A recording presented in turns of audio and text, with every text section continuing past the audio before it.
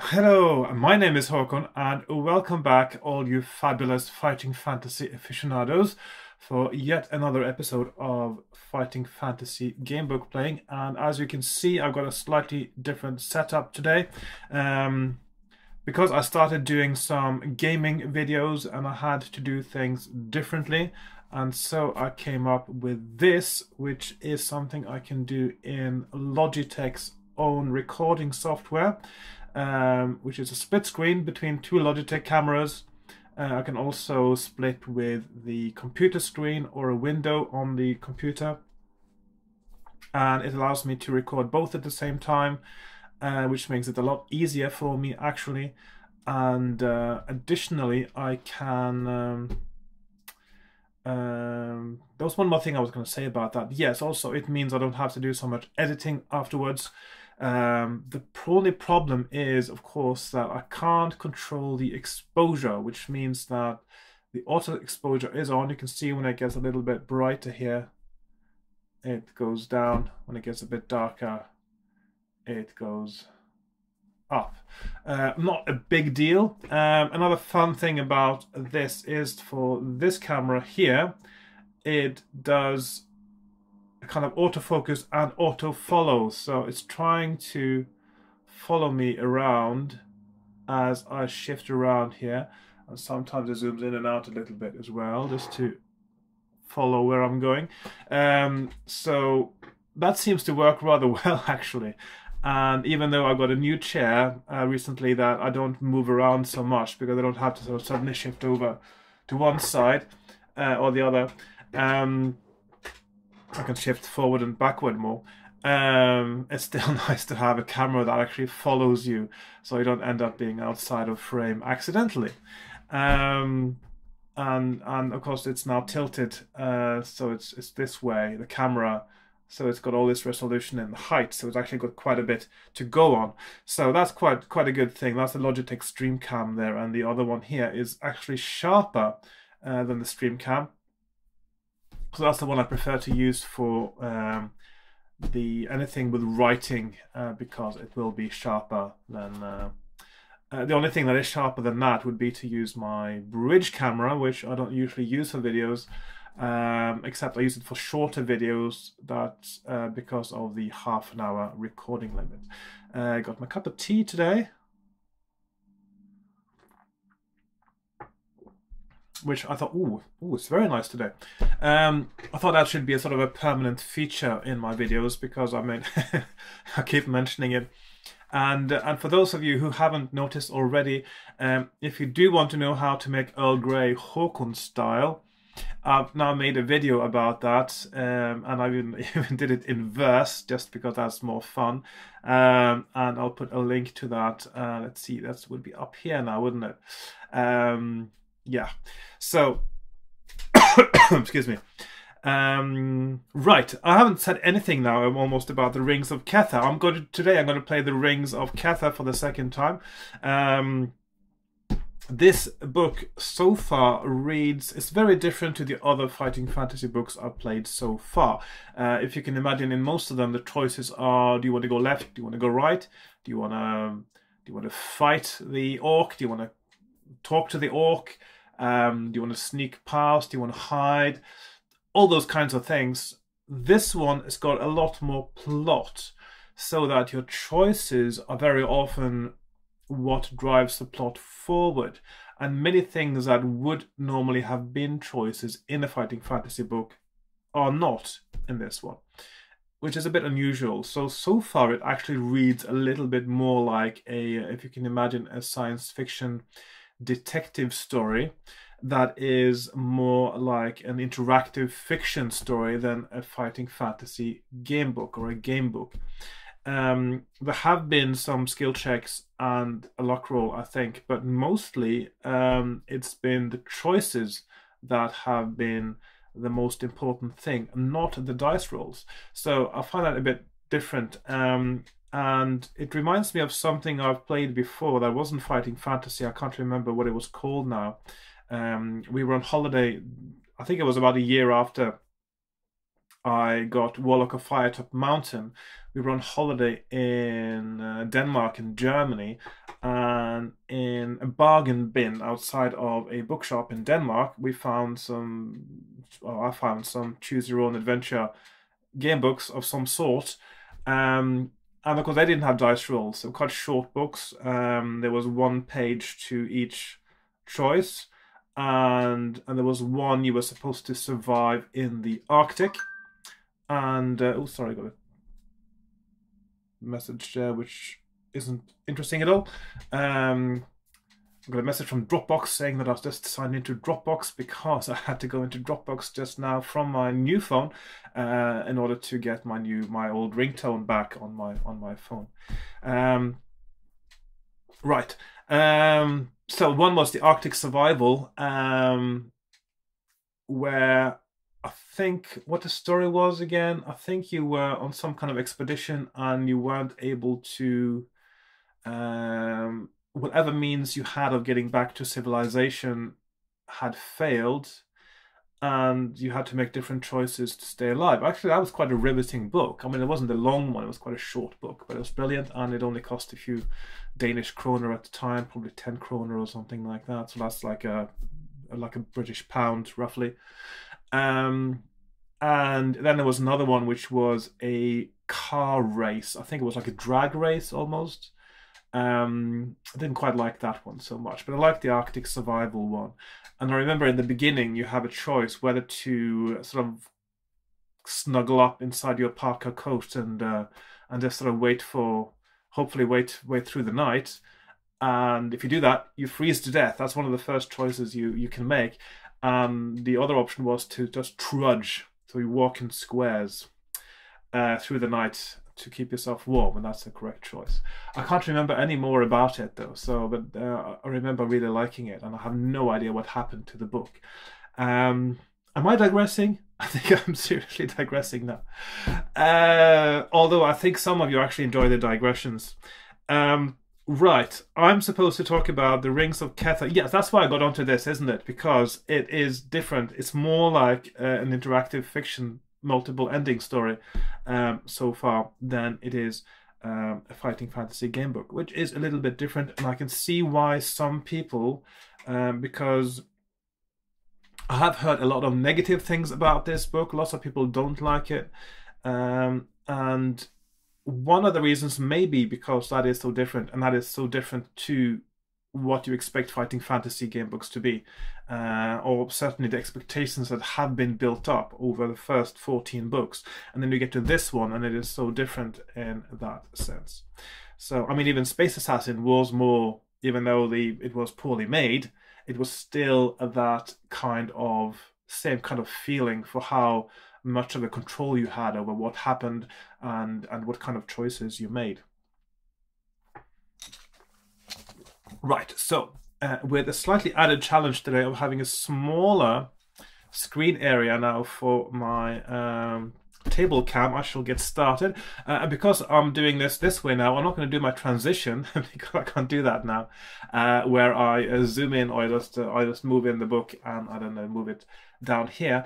I'll actually just do that. Just sort of this is how I usually do it. I sort of move it into the one camera like so until it gets dark.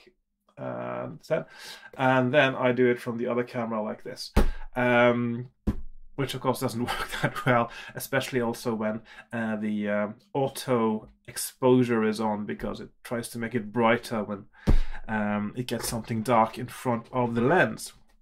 Right. Anyway, I've been rambling for 10 minutes. It's time to get started. So I need my new character sheet. I've got my map from last time. And so far it feels very linear. And I'll be interested to see what's going on here, because maybe this is just the beginning. I mean, there are so many paragraphs in this book, and the way it's constructed so far, you don't need that many paragraphs to actually cover the first part of the story here. Anyway, first of all, I need to roll for my abilities, and in this one you have a ship as well, which has a weapons strength, so that's like the ship's skill, I like calling it, which is what you use for fighting in ship-to-ship combat. And that is 1 die plus 6. 4, I'll take that. I will do some rerolls every now and again now, because I don't want the abilities to be what kills me. I want my poor choices to be what kills me, because that is so much more enjoyable. Ship has also got shields, 3.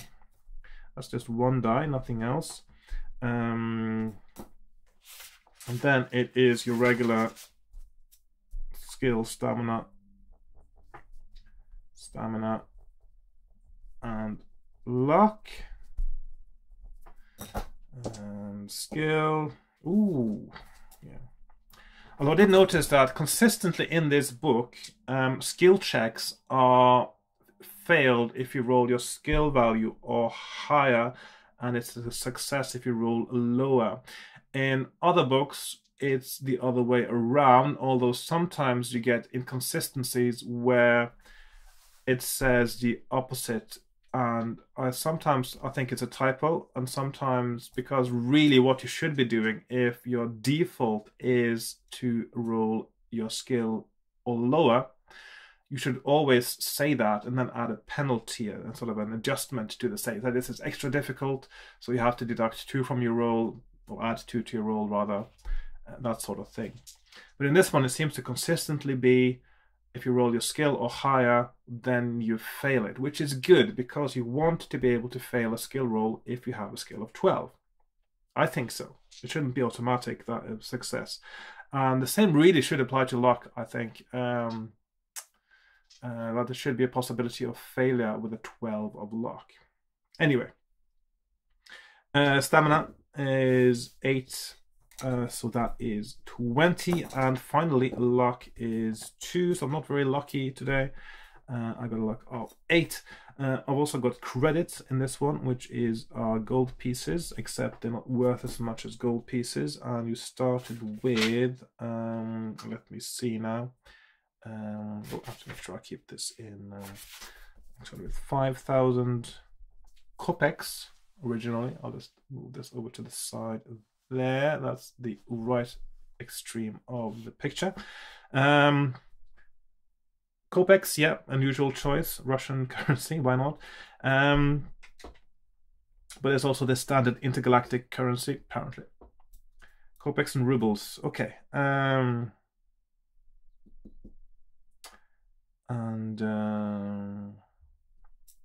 Let's see, 5,000 kopecks, yeah, and also you have pep pills, which is instead of Russians or a.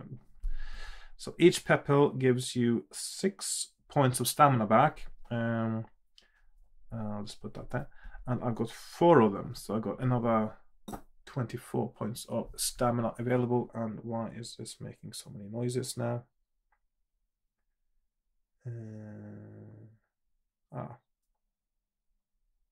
Okay. I need to sort out my sounds and stuff. I haven't done that properly on my new phone yet. So my old phone, just a short story there. My old phone fell in the loo, and it didn't want to wake up again afterwards. I mean, it was on when I took it out. Same old story. And I did switch it off, but then of course you need to leave it off until it dries. And these new smartphones, I mean, if you look at it, there's so many places for water to seep in, and there's so few gaps for it to evaporate out, and you can't open it up, and you can't take the battery out, and so it takes days for it to dry out. And of course, after several days, it still didn't work. So I had to get a new one, and also I've just added a not falling into the loo safety mechanism. I'll show you that now. So I've added a little lanyard to the case. I'll just put it through one of these openings where you have the let's see, where you have the speaker.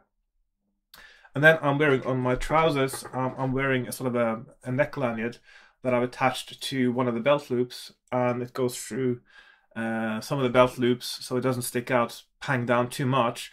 It goes down to my back pocket, which is where I keep my phone, and I can attach this. So if it falls out, it will. Oh, come on! I need to silence this WhatsApp one. Hang on. I can't stand getting notifications from WhatsApp because some people keep using it all the time and it's silent. Thank you. Okay. So now I'm supposed to get silent notifications from WhatsApp. Okay.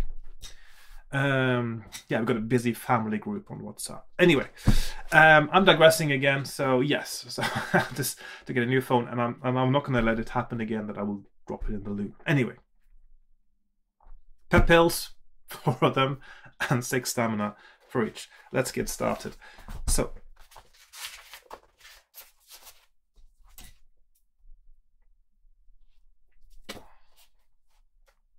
You are a narcotics investigator for the Galactic Federation, recognized by your superiors as being among the best in the field. You have been issued with the latest in interstellar scout craft and dispatched single-handed to crack a suspected drug ring in the Aleph Cygni star system. Before you can begin... Oh, hang on. What is this? That's not the beginning. That's the introduction to the rules. Mission briefing. That's the one I want. Sorry. Right. The Galactic Federation consists of several hundred civilized worlds, all of which are signatories to certain basic federal laws and conventions. One of these concerns the suppression of trafficking in certain narcotic drugs. Simply, the export of narcotic drugs from one world to another is illegal. Very simple, isn't it? The Federal Police Force has become aware, however, that of an extremely large flow of the illicit narcotic Satofil D from the tiny Aleph Cygni system. As the individual worlds are supposed to police these matters themselves, there has developed some concern that all is not well with the Aleph Cygni administration. With the obvious failure of the local administration to deal with this breach of federal law, your department, Federal Central Vice, has decided to send a Grade 1 investigator, that is you, to locate the source of this drug flow, penetrate the organization responsible, and then destroy it. Because of the possible untrustworthiness of the Aleph Cygni authorities, you travel to the system incognito, posing as an interstellar traveling salesman with a cargo of exotic off-world fruit, spices, and luxuries. Once in the system, you are on your own. Good luck. Right. 5 minutes to hyperspace termination. Flashes on the command vidi in front of you. An alarm bell chimes softly through the ship. In a few moments, you will be entering the Aleph Cygni system, and if there has been any criminal infiltration into the Galactic Vice Squad, there could be a very hot reception. 4 minutes to hyperspace termination. Swiveling in your crash couch, you run a check through your spacecraft's weapons system. Oh, come on. I just silenced that.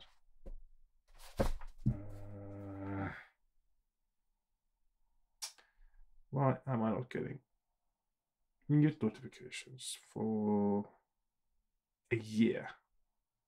Okay. Right. Phasers, check. Smart missiles. Oh, hang on, I got smart missiles. I almost forgot about those. So in ship-to-ship combat, you have smart missiles, which will sort of let you just obliterate the other ships instantly without actually fighting. So we've got 2 of those. Check. Shields, check.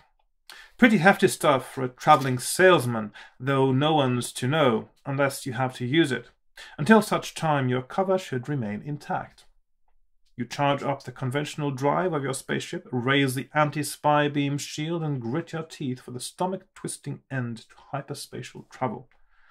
Prepare for insertion into real space-time. The bottom drops out of the spaceship. You follow at some super light speed. Shh. Everything flies back together and is once again, apart from the hangover you seem to have developed in the last moment, back to normal.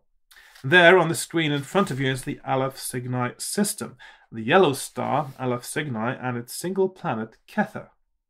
Kether, your cosmonav, tells you is a habitable world consisting of vast expanses of ocean and, apart from a few scattered islands, only one continental landmass.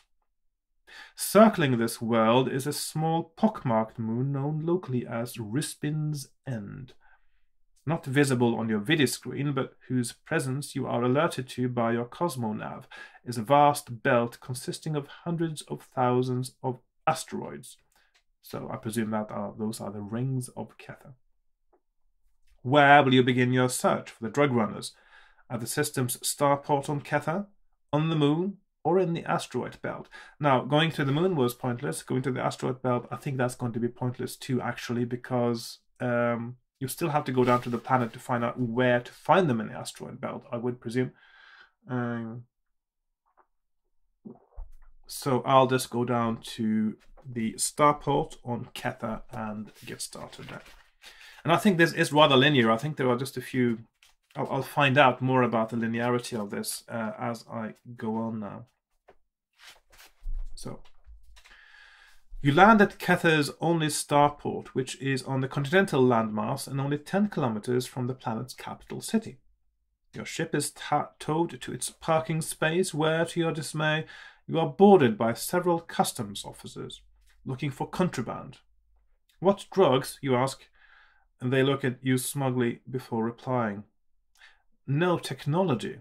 And this, says one of them, finding your spy ray, is an example of it. I'm sorry, this device is a prohibited import and as such will not be returned to you. Good day. They leave the spacecraft, cross the spy ray off your equipment list, which of course I never was told to put on the equipment list in the first place. So, rather brusque treatment, and they didn't even check your cargo. You could ask a few questions around the starport, go to the local law enforcement headquarters and ask for some help, or if you want to keep a really low profile, find a shady starport canteen in which to conduct a few discreet inquiries. Now, of course, I've only done one of these before, and maybe I should try something else just to see what information I could get from it. If I ask a few questions around the starport, maybe start doing that. So 394 is my next one. Okay, let's have a look. The starport is a large place, but there are few people about. The only other craft present are a small non-hyperspace fighter and a squat planet-to-orbit shuttle. You manage to find a few people to chat to about Kether's starport, although all you find out is that it is the only facility in the system which can handle the refueling of starships. If this is true, then it means that all the drugs that are leaving Aleph Cygni must pass through the starport. Well, maybe. Not finding any more interesting topics of conversation, you decide to leave the starport's environs. Environs? Oh my. Will you declare your federal investigator status to the local law enforcement headquarters to see what information they have? That doesn't sound like a very good idea. Or find a starport canteen or hotel in which to conduct your investigations. Right, so asking around does not seem to work so well. I do not want to find out what happens if I reveal my identity to law enforcement, because I'm sure they're in on it. Certainly the customs officers didn't sound like they were looking for drugs at all, because that's not their job. They're actually traffickers, aren't they? They're all part of it. So I'm gonna go to a canteen again and have a look. Maybe I'll talk to law enforcement next time, see what happens. Just for fun. The canteen you'll find is advertised by a gaudy cryptofluorescent animated sign. What is cryptofluorescence anyway? I mean, I know fluorescence, but cryptofluorescence? Depicting a large Crush-class stellar battleship diving into a foaming glass of undefined liquid. The sound effects are deafening, full of fusion motor car roars, laser zaps, and dam-sized splashes. Looks promising. I don't know where they get those ideas of a sort of a sci-fi future canteen music from, but most likely in a setting like this, in the future, if you go to a canteen, they would be playing smooth jazz. I mean, let's face it. Entering the premises, you find the joint packed with drunken flotsam and jetsam. There is hearty laughter, the obligatory fight in the corner, and it is all very, very noisy. A small sign over the bar announces that no aliens are allowed. But I'm an alien, aren't I? I don't come from Kether, so very promising. Will you approach one of the barmaids for a tip about who in the bar might best be approached for a bit of underworld largesse, or just mingle to see what you can find out? I don't even know what underworld largesse is supposed to mean. Maybe I should check that out. Because I'm just a bit curious now. I'll go see if I can find out any underworld largesse. Let's see.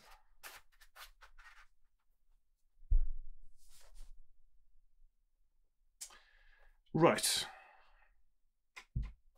Hi there, you shout at a young bar bench. I'm new in town and I'm sort of looking for somebody who can help a young, unscrupulous type person.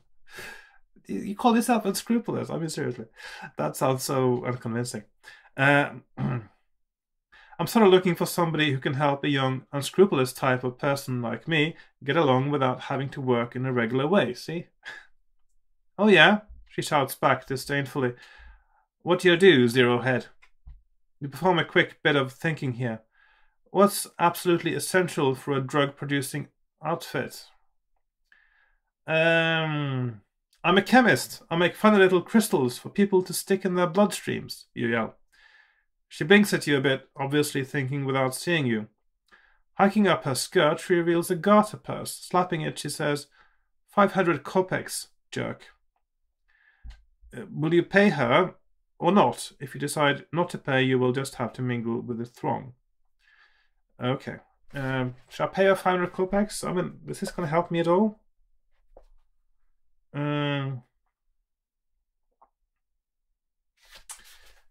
I'm basically just buying drugs now, aren't I? Will that help me at all? I don't think so, actually.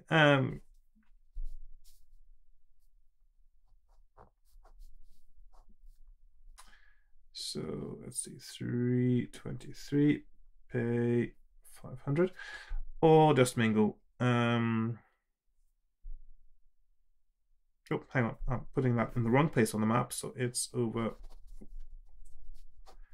there, and then this one goes, oh, that doesn't go there. This one goes, yes, that one goes there as well. Okay, messing up my map there.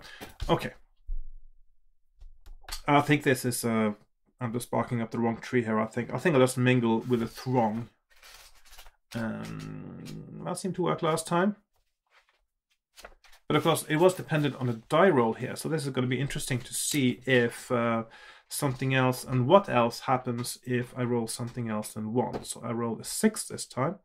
Yeah, sorry, I should have read the paragraph first. You mingle for a while before finding a likely person. Throw a die. If the result is 1, blah, blah, blah. And if it's 2, and if it's 3 to 6, turn to 382.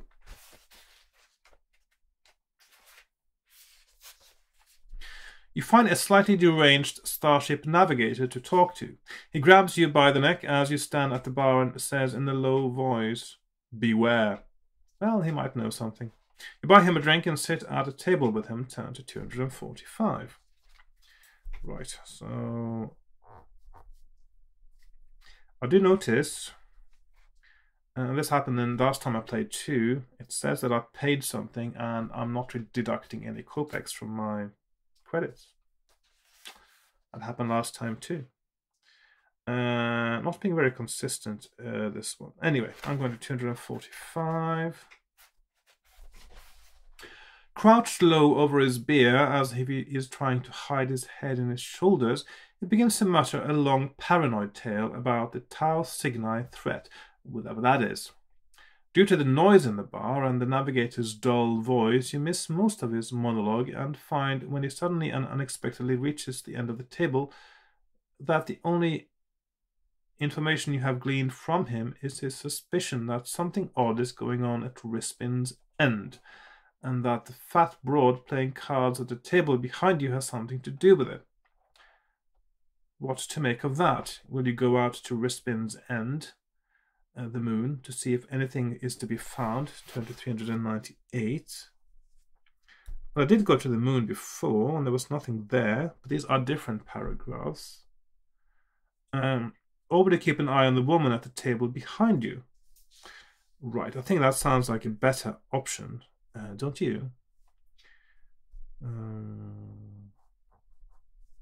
So we got two options there.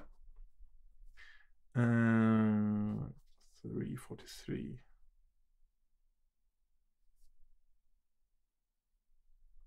So 398. Rispin's End. So I'm gonna keep an eye on the woman on the table behind me, I think, because I think going to the moon is still a little bit early on. So let's go. The woman is really horrible, gap-toothed, beery, burping, and coarse, but the way she commands the men playing cards with her shows that she has real power. What form of power, however, is yet to be seen. Would you try to join the card players, or wait until they finish and then follow the woman? Right.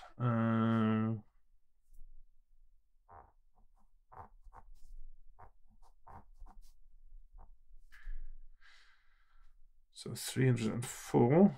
Join or wait. 265. Wait. I'm going to wait, I think. I'm not going to play cards. After a few hours, the woman surges to her feet with an enormous burp and staggers from the bar into the street. The men she was playing with, now looking disheveled and tired, lay down their cards and order drinks from the bar. It seems they are going to stay for a while longer. You put down your glass and sip after the woman. It is dark outside, thus affording you plenty of concealment as you follow her. Roll 2 dice. If the result is higher than or equal to your skill, so that's the same as usual, it's a skill test, but with 12 also being a possible failure. So test skill.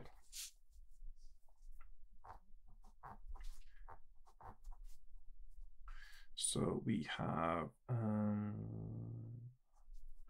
70 success or 226 fail.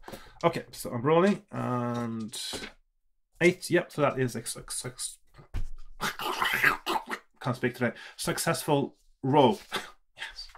I think I need more tea to lubricate my my mouth. Successful is not a tongue twister, is it? I mean seriously.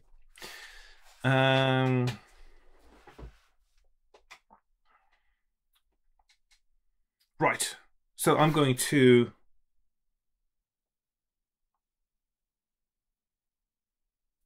I've been doing my map wrong again. Okay, so 343 a woman and 3 moon. Okay. Right, so I am going to 70. One really needs to focus when doing the maps, because sometimes if you put the arrow in the wrong place and it's harder to see where you've been and what you have done and what you should have been doing. The woman seems to remain unaware of your presence and after a short time enters a 5-story apartment block. A few moments after entering, a 4th floor light comes on. You go up to the block's porch and look at the residence list. 5 names, 1 per floor probably. The 4th floor is occupied by Zira Gross, stellar and interplanetary import-export. Will you stay and watch her apartment? Call it a day and spend the morrow. Spend the morrow? What's that kind of quite a bizarre choice of word there, I think. Spend the morrow. Next day, that's what normal people call it. This isn't Shakespeare, is it? Yeah. Shakespeare, he would have done morrow, but normal people, they do next day. Spend the morrow searching in the city central library for some information about this Zira Gross. Right. Okay. Stay and Watch or Library?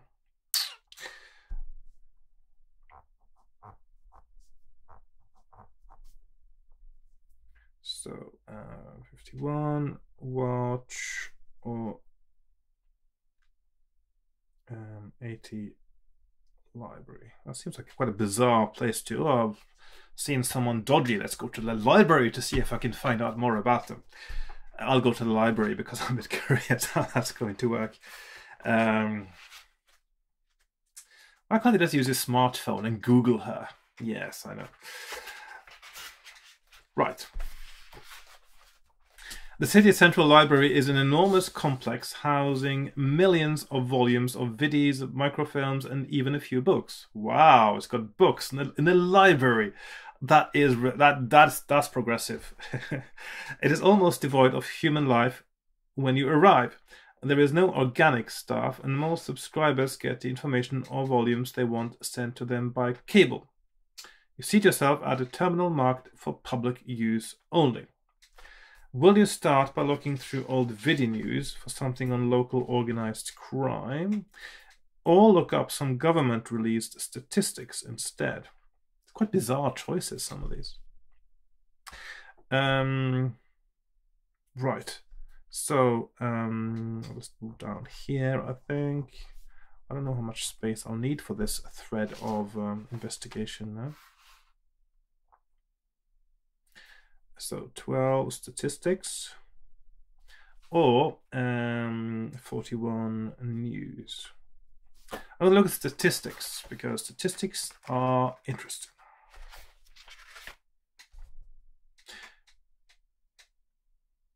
You punch the heading Yearbooks into the terminal. After a second, it replies with agriculture, manufacture, or transport. Okay. Why do I look for yearbooks? Is that where you get the statistics? Right. Righty ho. I think I'll move my options up here now because there's 3 of them.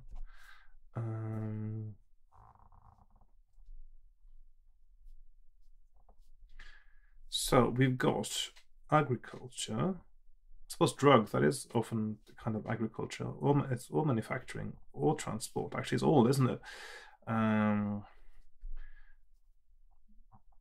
Agriculture, manufacturing, or transport. I don't know what kind of drug this is really, though. But transport, maybe. I mean, of course, import, export.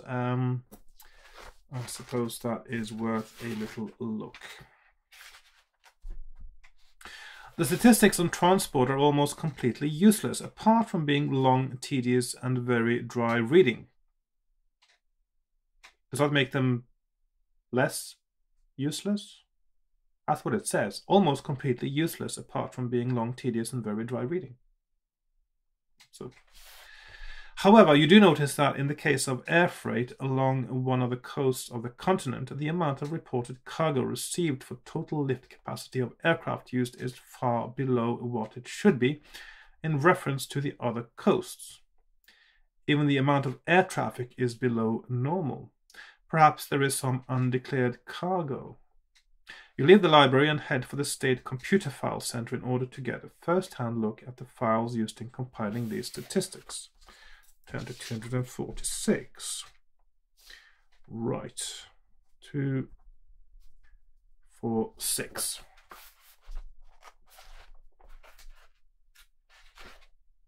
A State Computer File Center is a squat, ugly rectangle of concrete. Oh, I know those kinds of buildings. Oof. Functionalism. The joys. Surrounded by a few kilometers of razor wire. That is functional. A large metal sign wired to one of the fences flaps lazily in the wind. That's a bit cliche, isn't it? Probably makes a squeaking noise as well. Trespassers prosecuted. There is, however, a public entrance into a tiny pillbox set away from the main building. You enter this building and notice to your dismay yet another large sign. Only those files which are more than 100 years old will be released for public perusal. Right. So, no public transparency there then. It's all secrets, basically. It seems that you are going to have to resort to a felony to get the information you want, although technically it's not a felony if you're an investigator, is it? It's part of the job. Will you try bribery or breaking and entering? Well, they seem to be quite inclined to doing illegal things down here, so bribery should work, shouldn't it? And I do have money for a reason, surely. Bribery or breaking and entering. Breaking, entering. Although breaking and entering does sound more exciting. I'm going to try breaking and entering. Normally I would have gone with bribery, but let's go with breaking and entering for a change.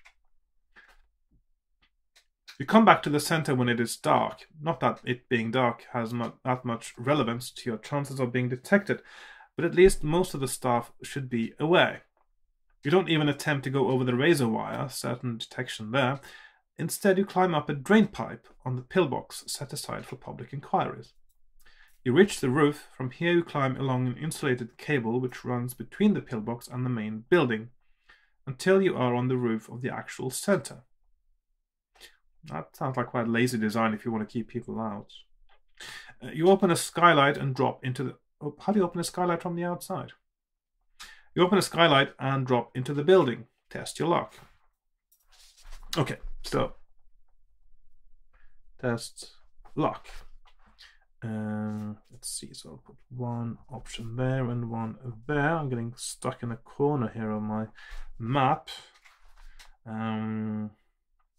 So 119 success or 71 fail. Okay, luck is... Oof, I've only got 8 luck. And I roll 7, so that's alright. Luck down to... Oh, it's just outside of shot there, so down to 7 now. Right.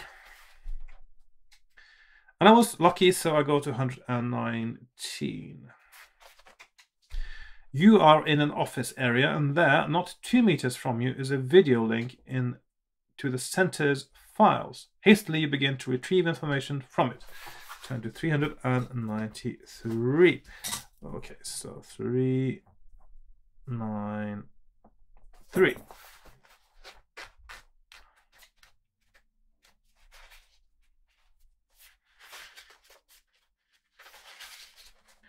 Consulting the file directory on the terminal reveals that you can only have access to transport files, nothing personal, legal, or even remotely criminal. So you have a quick look through the transport files and notice almost immediately that large sections are missing from the air traffic records. Days, weeks, maybe more. There has either been some enormous bureaucratic incompetence or, as seems more and more likely, a cover-up. What could they be hiding? Flights from certain locations? You could be discovered at any moment. Will you continue to search through the files or go in search of the person most likely to be responsible for the missing files, the Chief of Air Traffic Control? So we got 334, or let's see, 334, or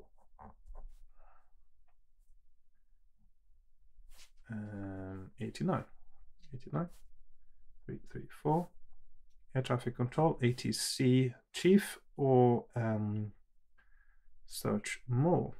I'm going to look for the chief of air traffic control and then go to 89.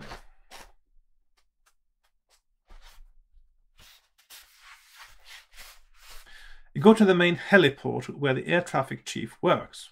Now, should you follow him home from work to confront him, or try to get into his office when he's not there? Now, there's something a bit bizarre about this now, because in the last game, I was going to a canteen and I saw this guy that I followed, and then I followed some other guy that came out of his place, and then it led me to a warehouse and somebody got killed, and I went to the widow's place, and etc., etc.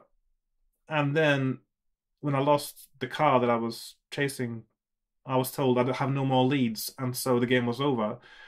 And all that happened within a very short time, and I've already spent more time doing completely other stuff. Couldn't you just, I mean, it doesn't make any sense. You could easily have gone back from chasing someone in the forest and go and find other leads, because there seems to be loads of them. So that doesn't make any sense. But I can see why that would make sense as a design for a game book. But yeah, it's a little bit somehow. It's like a completely different game now when I've got this other. Just from having seen something else in the bar, it's like a completely different game so far. I don't know when or where or wherever these things will overlap. It will be interesting to see when that actually happens. Right, you go to the main heliport where the air traffic chief works.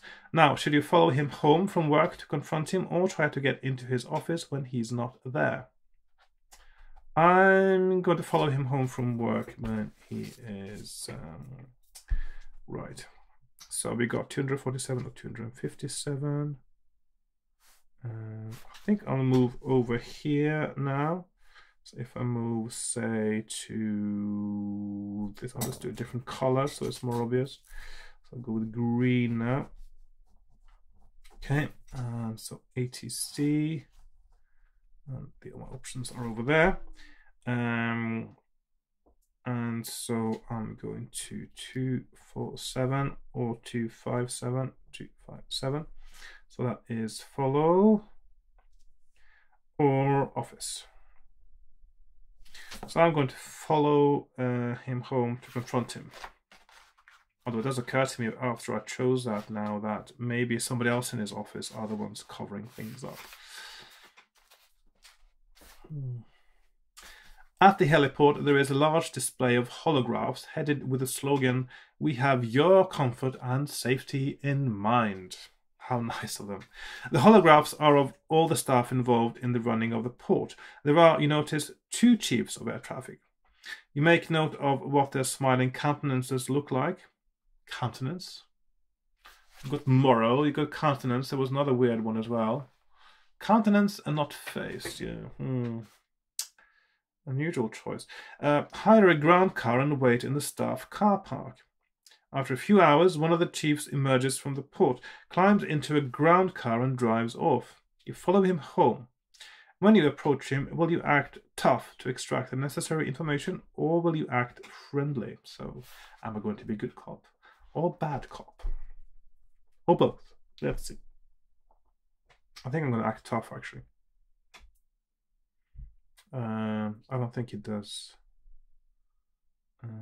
Although, of course, if this is the wrong guy, I mean, there's 2 of them, so they could both be in on it, or there could be just one of them in on it. Right, so let's get my options over here. So 208, tough, or 296, friendly. The screen isn't that easy to see, actually. Where's my black pen? Oh. I think I'll go with black afterwards. Okay. I'm going to be tough. I'm going to try being tough.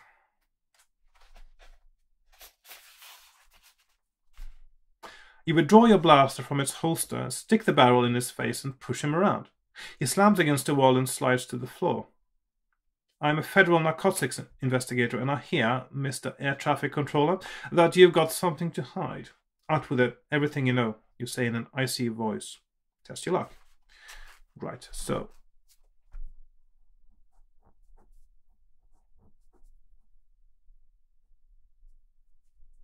Test luck. And it is 169, success of 33, fail. Luck is not my strong suit. I've got 7 now, and I rolled a 5, so I am still going strong with my luck, and I go to 169. My luck will run out very soon at this rate. He looks suitably frightened. It's the customs officer. He makes me do it. Don't send me to jail, please, please, he pleads. You slap in the face. Makes you do what? Come on, you're in very big trouble, mister. He makes me destroy the records for certain flights. Which flights, you snap. From the islands. Which island in particular, you ask, simulating rage and pounding him against the wall.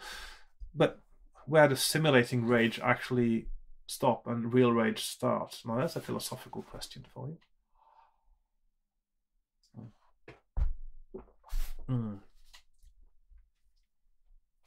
I don't know, he cries. We only pick them up just before they reach the coast. He collapses into a sniveling heap. Will you really start slapping him around to see if he's hiding anything, or ease off a little to show him you're human?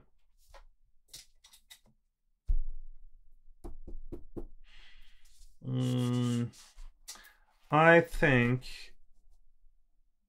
maybe I should put the silk gloves back on again and see. So in that case, I would sort of do both good cop and bad cop in one go. So if I'm now treating him a bit nicer, just a little bit.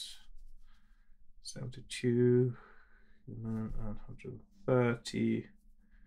Slap. Okay, I'm gonna ease off a little bit and see what he has to say for himself. Oops, it's a bit too far.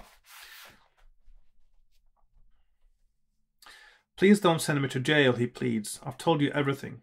What about the customs officer's name, you ask? Zach Calensis, he says. He pays me to do it, but I won't anymore. Yeah, you say. Turn to 111. Okay. So, 1.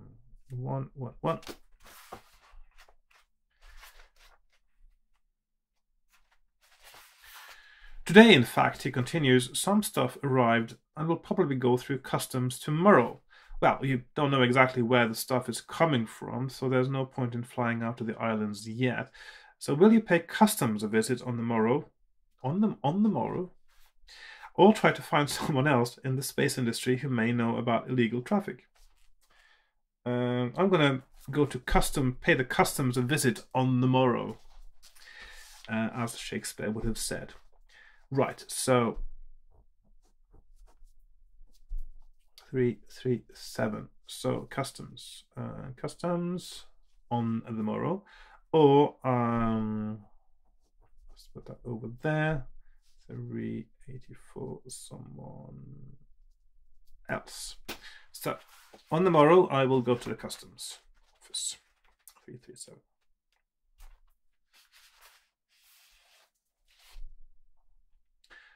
Time to decide, and the night just disappears, does it?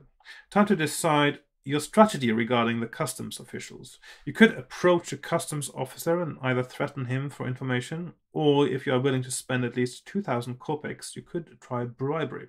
Alternatively, you could hide in the customs building in the hope of catching them in an illegal act. Seems like a long shot, but maybe. This is probably where I should go with a bribe.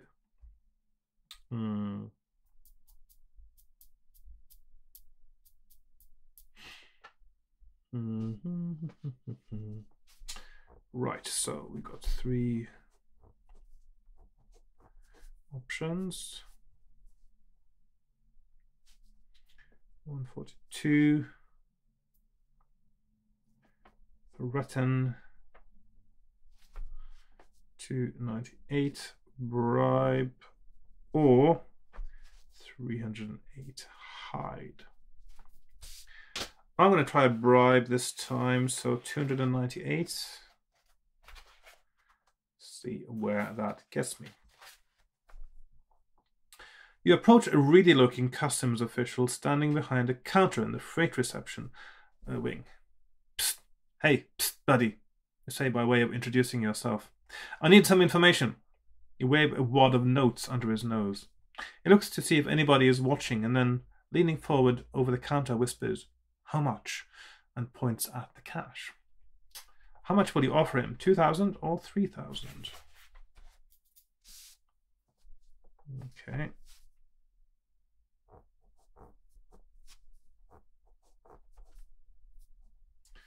Let's see, 259, 220. So that's 2,000 or 3,000. I think I'll actually be generous and go with 3,000 kopecks. Go to 220. Fine, he says, taking the money. What do you want to know? Drugs, you say. Where do they come from and who do they go to? He looks a bit uneasy about this topic. Well, I don't know much about that, but I think it's got something to do with a satellite in an L16 orbit. Irregular transmissions. You might try looking for it. Transmissions to whom, you ask? He rubs his fingers together. For another 2,000 kopecks, I might be able to help you, he says. Will you pay him another 2,000 or give up on him and find another customs official, but this time try a bit of rough stuff? Alternatively, you could look for the satellite that he mentioned. Ah, right. I'm going to pay him another 2,000 and get that over and done with. Okay, so if I put the options over here, so we've got three options. 1, 2, and 3. Let's put them like that. So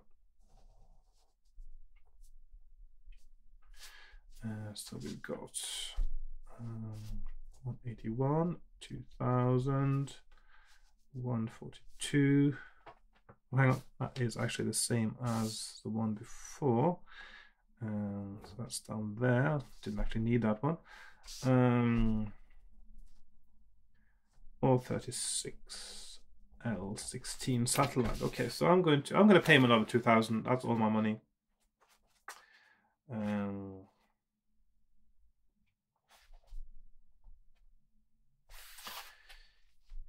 He cashes the extra 2,000 away in his shirt pocket and signals you closer. Top floor of the Isosceles Tower in the city, he whispers. That's their nerve center. He then mumbles something about being out of a job and rushes back into the freight depot, out of sight. You could check out this tip by going to the Isosceles Tower, or follow up his first clue by looking for the satellite. So, okay, so we got the tower, 320. Could that be one of the places I went to earlier, maybe? Right, so 320 Isosceles, or check out the satellite. I'll check out the tower, 320.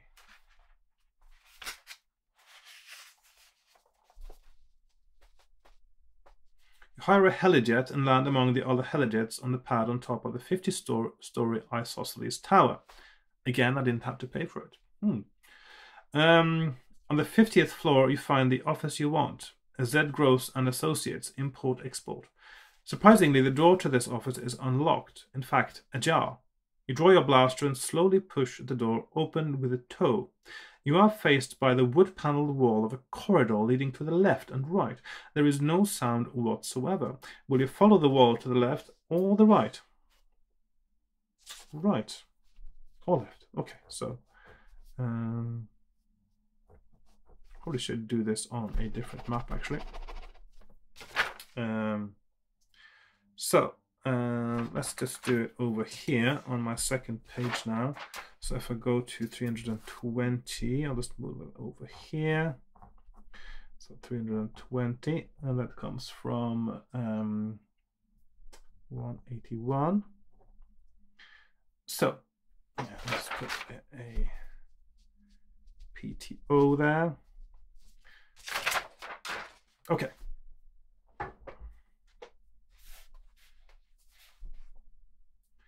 So I've got left or right.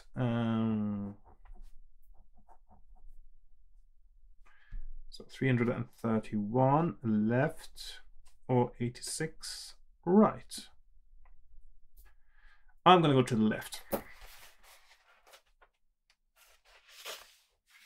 The corridor opens out into a spacious open-plan office.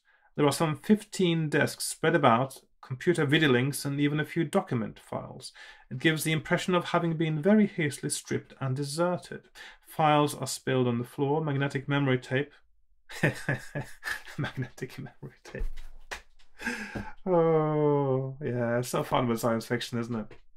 Magnetic memory tape lies everywhere, and one of the desks is even tipped on its side. Perhaps they were expecting a whole bevy of feds to arrive.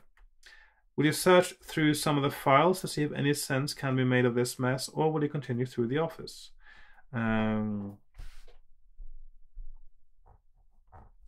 tapes. Yes. 242, search, or continue, 203, continue. I'm going to search a little bit, see if I can find something there. You pick a few files from the floor and seat yourself behind a computer video link. Roll 2 dice, and that's a skill check. So skill. Okay, and we've got equal or higher. Yeah, okay, so that is the usual possibility of failure is actually there. Seems a strange thing to do to test skill now, doesn't it? So what's going on? So fail. Success. Okay, so my skill is 12. I rolled 7, so that's fine. And oh, I put the wrong way around now. So fail and a success is 125. Success. The files are useless, but the video link, once you work out how to turn it on, is a goldmine. It flashes up one message continually. Attention all staff. The feds are onto us, so destroy all files, including this message. Oh, they messed that up, didn't they? Rendezvous, Paradise, 34, 16 degrees, 42 minutes west, 16 degrees, 16, 00 degrees, 34 degrees, 16 minutes, 42 seconds west, 16 degrees, 0 minutes, 1 second north at 9:30. Be efficient. Zero Gross and Blaster Babbitt. Goodo. Later, after you have left the office, it turns out that the coordinates are those of a tiny island, some 4,000 kilometers off the coast of the mainland. Turn to 330. So now we're on to something definitely. So 330.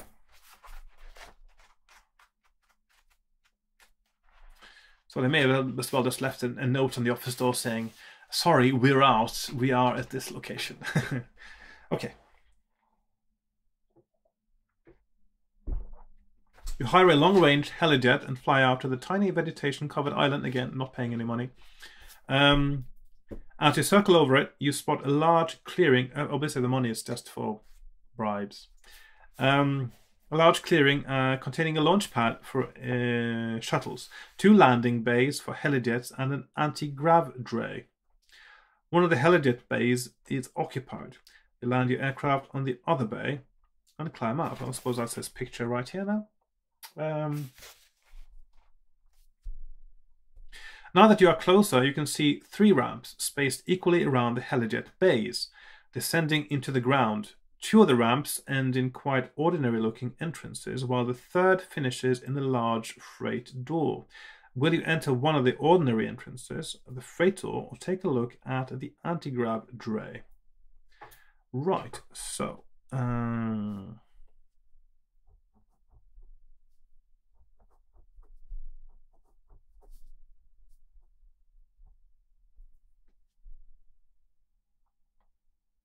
Oh, that's actually 2 ordinary entrances, so that is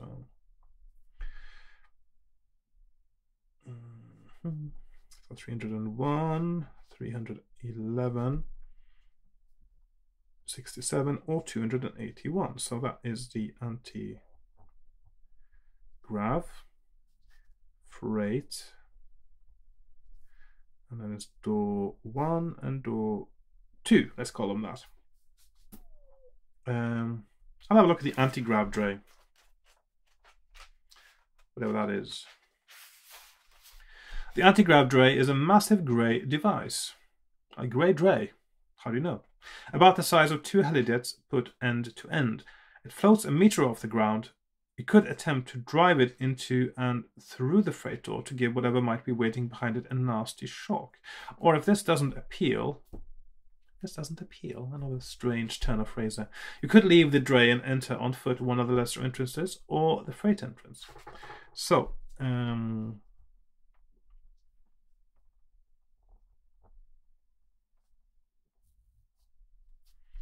So that gives us a secret. Option 292. Well, I think that sounds like a good idea. So I'm going to do that. I'm going to drive that into the thing.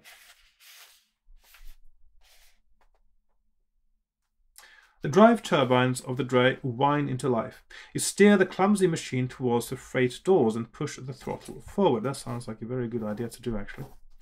It roars and accelerates at quite a frightening pace down the ramp and into the doors. They cave in. When you finally come to a rest, you find that the dray has fortuitously crushed 4 brutish-looking guards against the stacks of heavy-duty plastic containers they were tending. You dismount to have a look. So I've actually dispatched 4 guards without actually having to fight. How brilliant is that? You dismount to have a look around, turn to 28. So I'm going to putting that down as a correct choice. That should be done every time I get to this spot here. So I'm going to 28. I haven't seen that many of those that I'm sort of 100% sure of now. Because of the structure of this game is so different to the other ones. I'm sort of...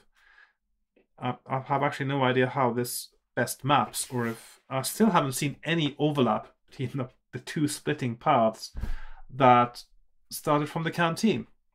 So, and that's quite fascinating, I think. It's like completely different books. The plastic containers are full of Satterfield D. Looks like they were getting ready to ship it out to the mainland.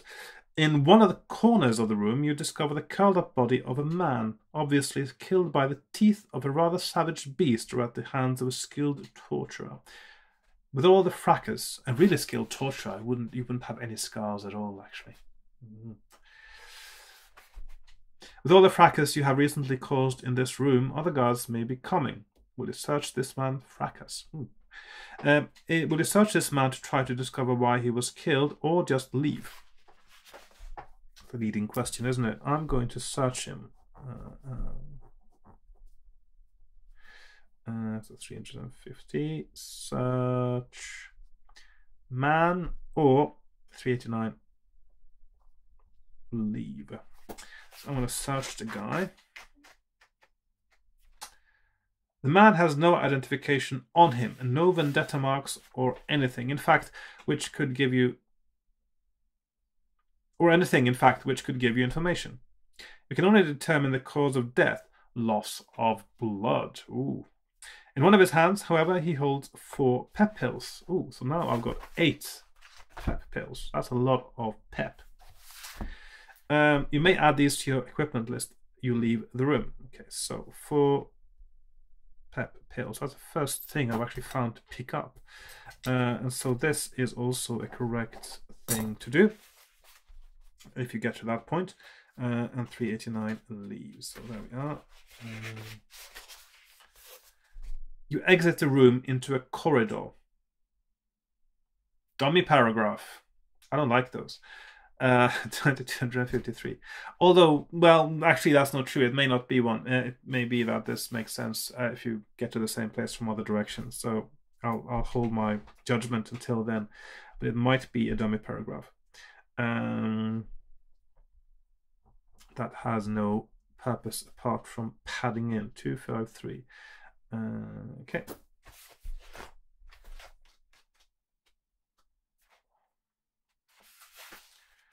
The corridor leads you to an octagonal room. Standing in the center, contemplating you with at least 4 of its 7 electronic sensors, is a chrome and silver robot, obviously of alien design and manufacture.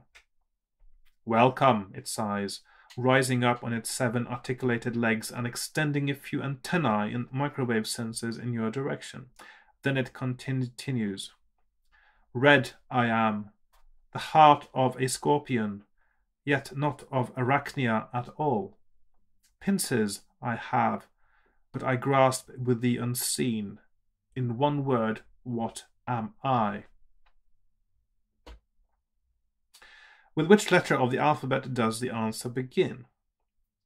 A, S, X, A, S, or X? Okay, so before I contemplate the riddle, I'll just write down the... there's always something very disturbing about a robot and artificial intelligence asking riddles. 5,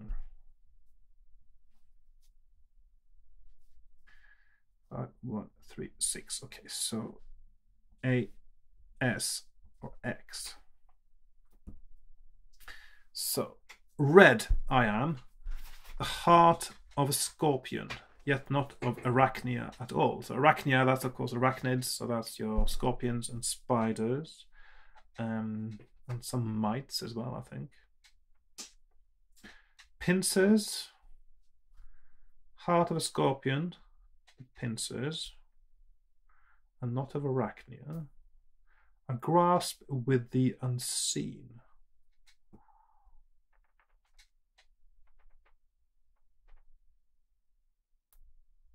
In one word, what am I?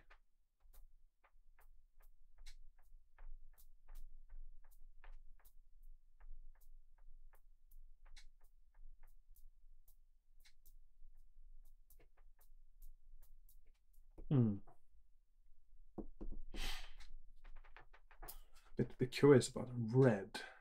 It's red.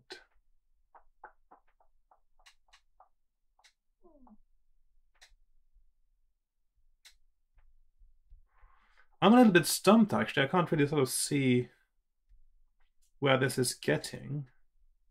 Grasp of the unseen.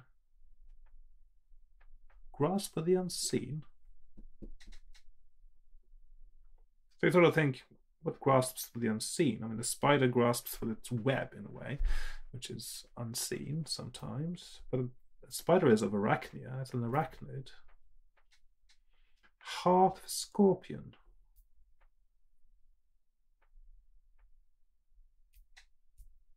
Red with the heart of a scorpion. Does this riddle have something to do with something else in the book that I haven't seen yet? Is there something that I don't know? Or is it supposed to be a generic riddle that I'm supposed to know once I realize what the answer is? I think a wrong answer here probably would mean death. Not of arachnia at all. Pincers. What has pincers but is not of arachnia? Crabs. Doesn't start with AS or X.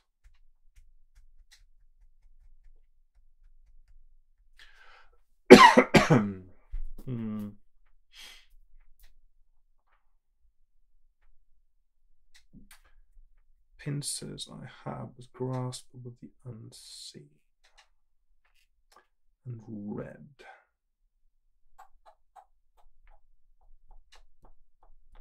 I'll just have to guess now because I have no idea actually at the moment. I'll go with A, so 214.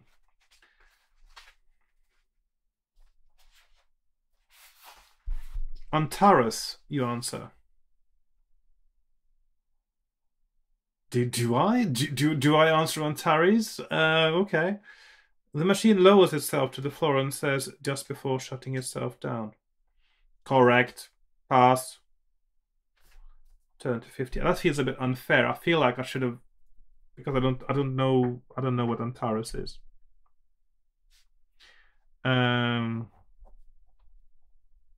feels a bit unfair that I actually made that. I really feel that I should have ended there because I don't know what this Antares is. Okay. Anyway, it's the correct answer. I'll take that for now and go to 58. I mean, really, it should have given you the, I don't know, yeah. Yeah, that feels a bit unfair. I mean, usually I sort of feel like I die and it's a bit unfair, but this time I actually feel it's unfair that I'm still alive. That's a bit weird. That's a new one on me. I actually quite like that.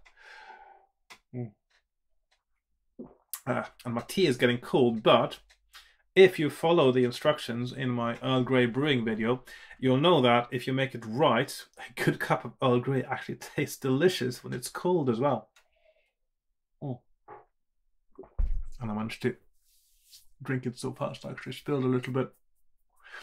Yeah, okay. Yeah. yeah, using my my video feed as a mirror there. Yeah. Hello. Okay. Right, I was at 58. Leaving the room by another corridor, you come to a T-junction. Yes, a T-junction. Right. To the left and right, the corridor splits and heads into dim yellow light before turning from view. Will you go left or right? So they describe the corridor in both directions exactly the same, and then you're supposed to make a choice. So what point is the description? They are exactly the same. 360 left or 9 right. I'm going to turn right and go to 9. Thank you very much. The corridor ends fairly shortly in a large control panel. The only thing on it which makes any sense is a digital readout. Next shuttle due 75 hours, 31 minutes, 20 seconds. You turn back to the T-junction and follow the other passage. Now, I suppose that is significant in some way. Maybe the numbers there. 75, 31, 20. That could be a position, for instance, like 75 degrees, 31 minutes and 20 seconds. Anyway, I'll just make a note of it. So 75, 31 and 20. It could be a combination for a safe, for instance. Although it doesn't make any sense because it's got seconds. It would change all the time, but there might be a clue in the number that is meant, which would be really ridiculous if that was the case. Anyway, you turn back to the T-junction, follow the other passage, turn to 360.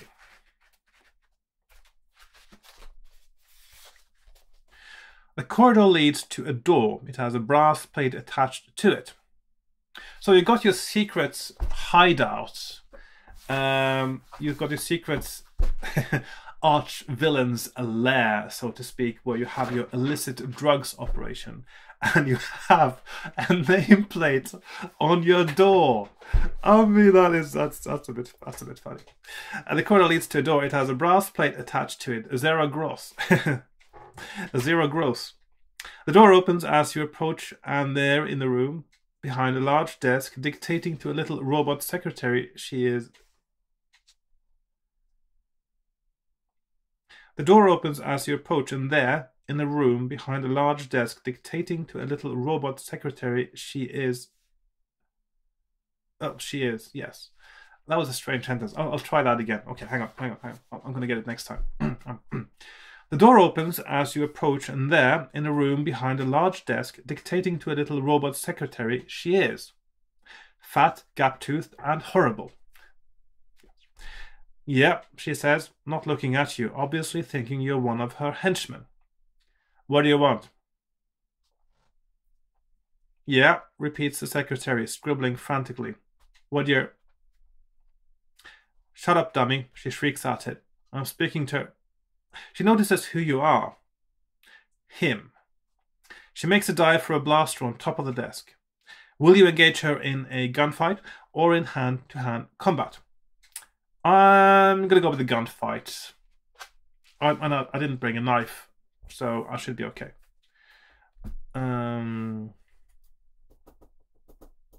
Right. So I am here.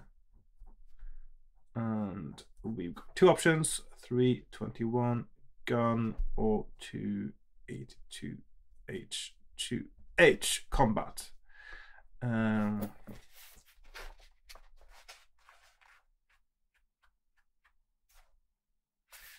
You fire at each other.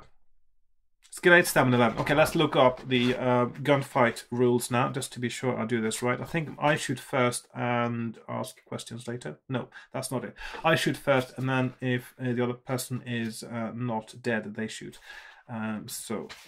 Blaster combat. There we are. It's blasters, not guns, really, when you think about it. With 2 dice, if the result is higher than or equal to your skill, you have missed. Okay, so it has to be less than skill, not equal or less. In this book, it's always less, apart from luck rolls. That's standard. Okay, so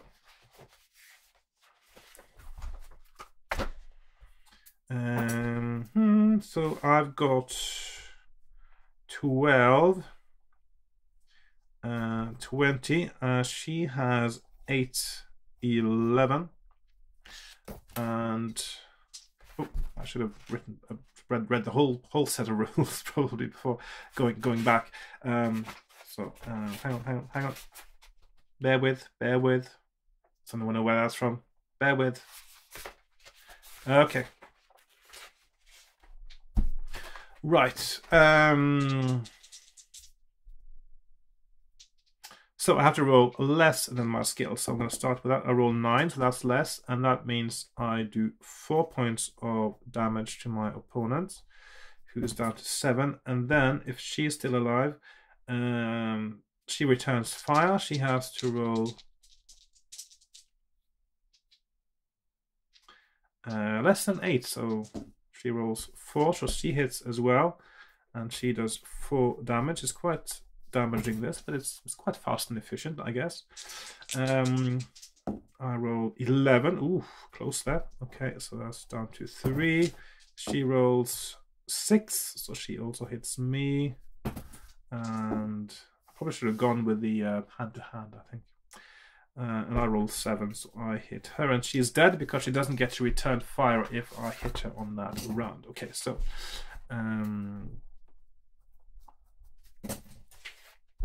it does occur to me I would have taken a lot less damage if I'd gone with hand-to-hand combat, but yeah, oh well, I'll just have to try that.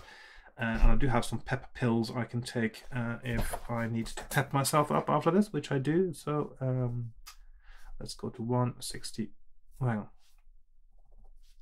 165. It might be the same for the hand-to-hand. I'll just...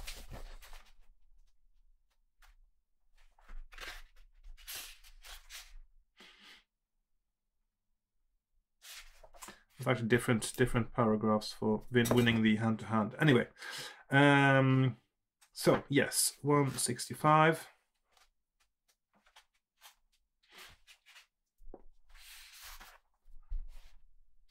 Zira is immobile.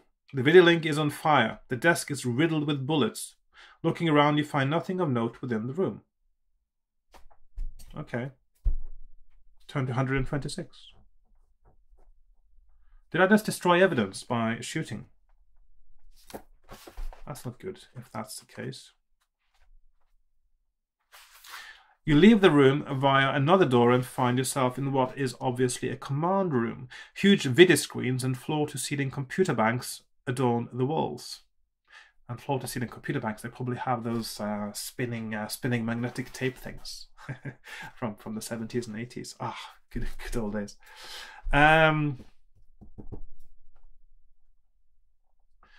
Video links are set around at irregular intervals. It all ticks over and flashes quietly to itself. The screens show production figures of Satterfield D in tons per month, arrival and departure times of helijet flights between the island and mainland, and the exact location of the asteroid on which all of the drugs are manufactured. That sounds like all the information you need, doesn't it? So now you just take out your phone and you take a picture. So you take a picture of... There we go. This is obviously not the complete operation. What you need to take out now is the production asteroid. Turn to 87. Okay, so it sounds like I'm actually getting closer to the end here.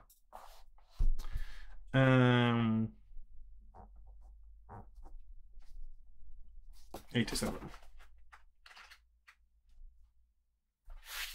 Return to the mainland and then rocket out to the asteroid belt. That was a lot of stuff in one sentence there. If your own spacecraft has been destroyed, you will have to hire another at the cost of 2,000 kopecks. If you can't afford this, then you have failed.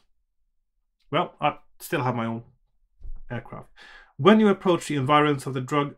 environs again. So it's got environs on the Morrow. And what was the last one again? There was a third one as well. I can't remember now. Okay, so environs on the Morrow. Okay. When you approach the environs of the drug runner's asteroid, the command screen on your ship flashes a message.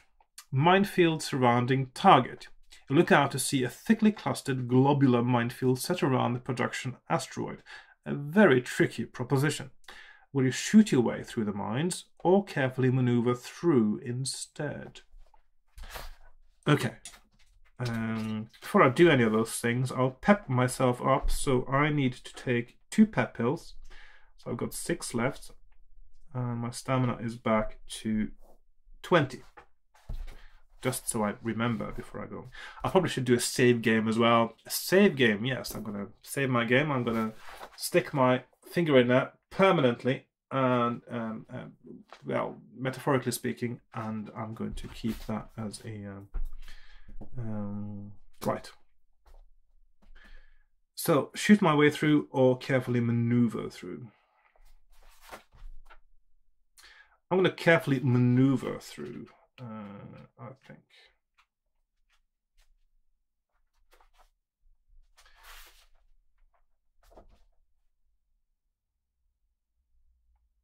Well, no, shoot. I'm going to shoot my way through. Let's see, where am I? Yes, I forgot to write down the options here now. So I've got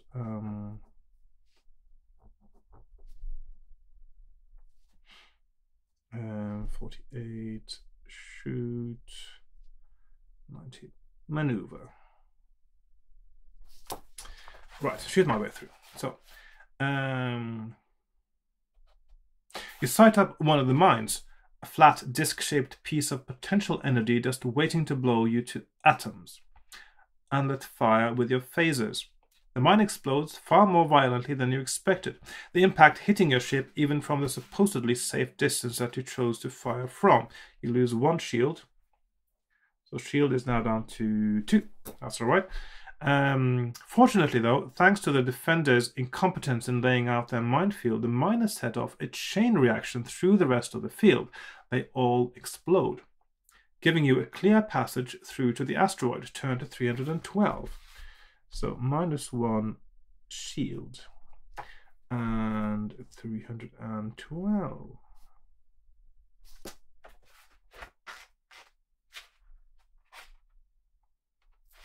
The asteroid is covered with batteries of phasers and, having been alerted to your presence by your passage through the minefield, is using them in an attempt to deprive you of your life. Also a strange turn of phrase there, because obviously what they're trying to do is to kill you. So, yeah, trying to kill you. They're not trying to deprive me of my life. That's too poetic, isn't it? It's sort of a strange mix of tenors in this, in the way this is written. Right. It's sort of mixed discourse. Anyway, you will have to fight these outer defenses before attempting to land. If you have any smart missiles left, you may launch them. For each smart missile deployed, the asteroid will lose 2 shields.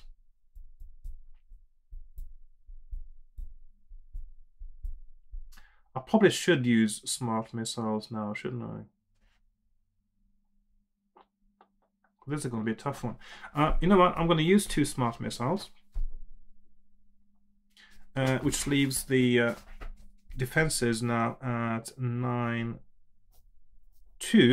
and I've got 10-2 because I don't have so many shields now. So I'm quite. Oh, hang on, not 10. Oh yes, weapon strength 10. Yeah. So because I don't have any advantage really here, so I may as well do that.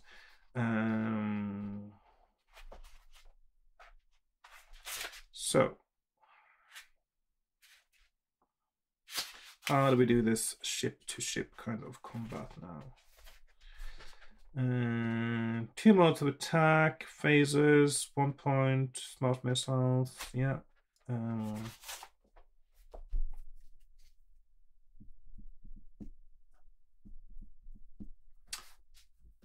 2 dice for phaser attack, okay, and it has to be less than the weapon strength, so I need to roll less than 10. I rolled 9. Okay, so I did hit. And I take out 1 shield from my opponent. Then they return fire, and they have to roll less than 9, and they do. And then I reduce my shield by 1, which means I have to basically kill them now, or they might kill me. So I have to roll less than 10. Yeah, 9 again, which means they are out. And then they don't fire back because I destroyed them. If my shield goes to 0, I'm destroyed. So that is, was it 0? Or when I'm hit when it's 0? Hang on.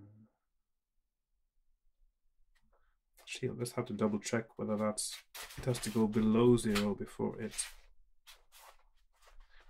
where does it say shields now?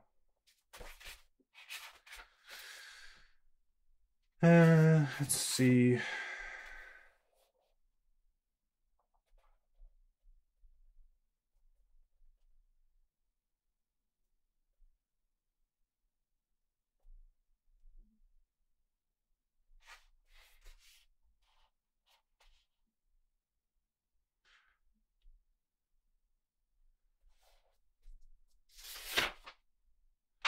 So it says shields go down by 1. It doesn't say if it ends when shields reach 0 or if it's when you hit when the shields are at 0.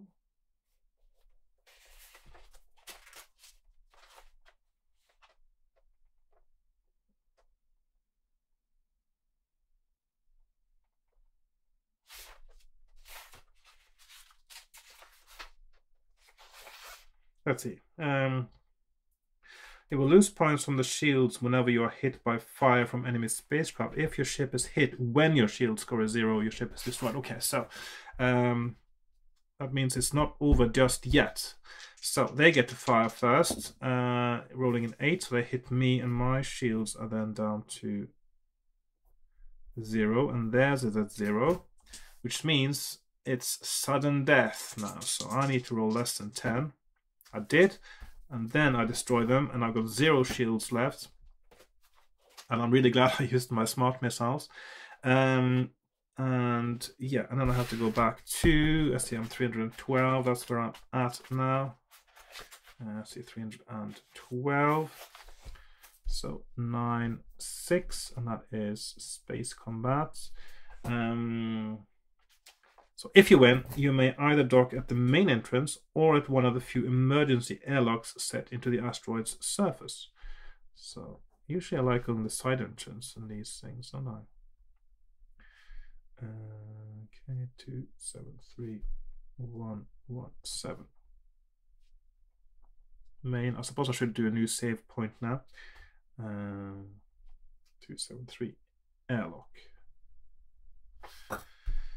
Okay.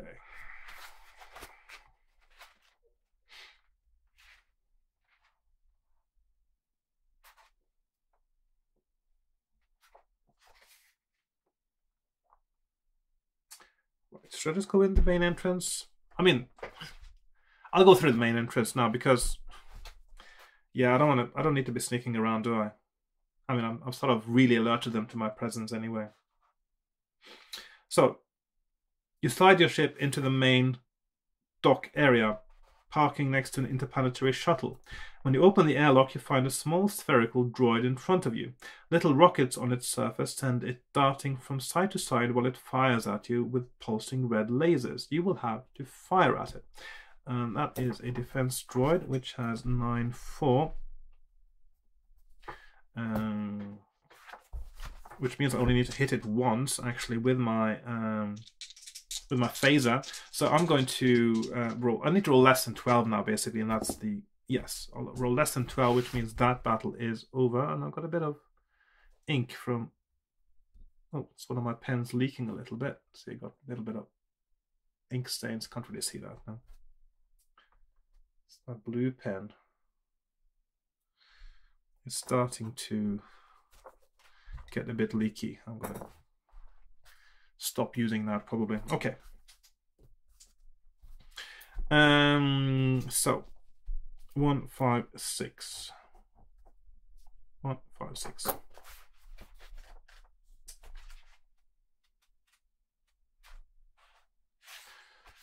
The sparking remains of the droid float in the vacuum. You leave the sparse dock area via an airlock and proceed towards the center of the asteroid through a zero-gravity tunnel.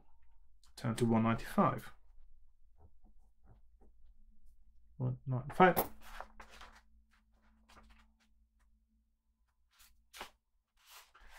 The tunnel ends in a large cylindrical chamber floating in front of you. Blocking your passage is a device constructed of 4 cubes. Oh. It's a meta game. Yeah, I mean, why? Anyway.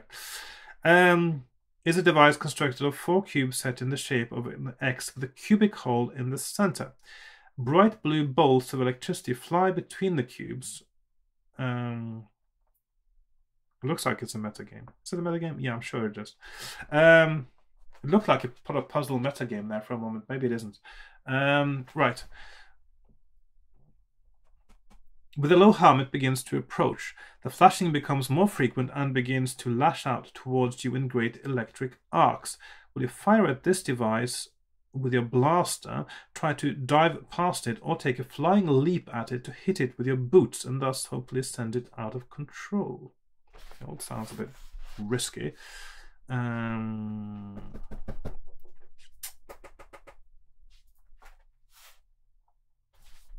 Right, I have saved my game, so I should be alright whatever I do now. Famous last words, I guess.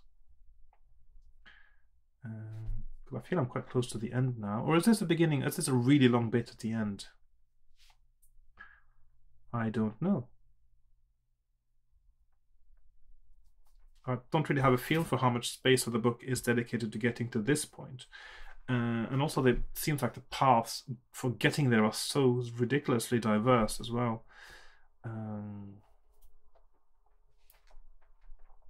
So, kick. Dive. Fire. Dive past. Dive past.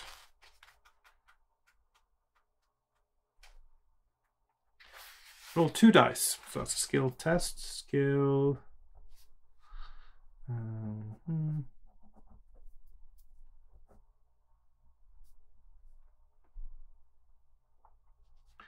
So that is 302.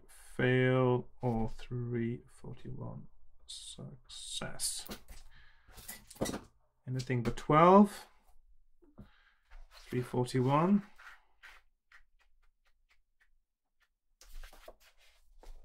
You dive past it and head towards the exit. Turn to 185.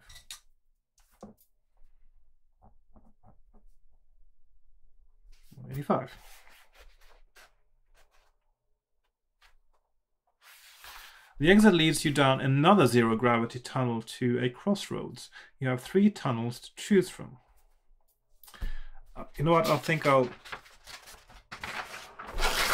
This feels like I really should be doing a new page on my map now. So I'll do 185. And we got straight ahead.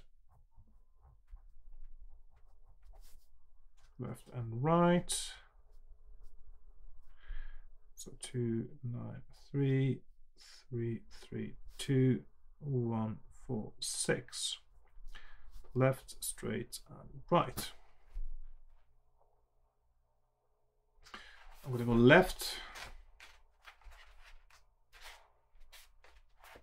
The passage leads to a room stacked high with heavy-duty plastic containers.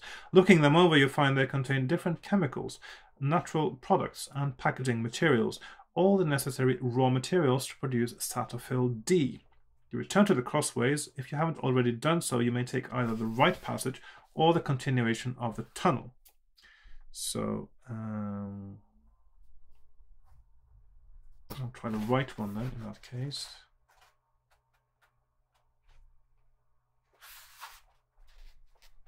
You go down the tunnel, through an airlock and into a tiny cone-shaped room. An iris airlock at the other end, which happens to be the big end, opens, revealing empty space. The atmosphere in the room begins to rush out, taking you with it. You are in a garbage disposal room. Will you hold on to the airlock door behind you until the rush of air stops, or make a dive for the emergency stop lever next to the open iris lock? Right.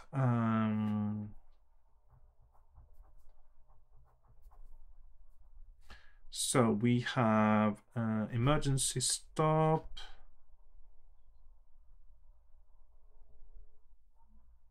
Or 390. Well, if I hold on, it's still going to be a vacuum in here, so I'm going to dive for the emergency stop lever, so 107. And that is a lock test, of course. Test lock. Okay. 6, that is exactly what I need, because my luck was 6. Now down to 5. Okay, 29. Success, or 68. Fail.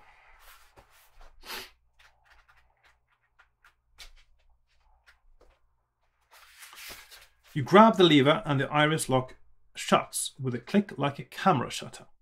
Air rushes back into the room with a roar. Turn to 371. 371. 371. I presume being unlucky there means the end of the game. So there's not much point in staying here, so you return to the crossways. If you haven't already done so, you may take either the left passage or the continuation of the tunnel. So basically, the only way that you want to go is straight forward. Left doesn't hurt you, but the other side might kill you. So 293.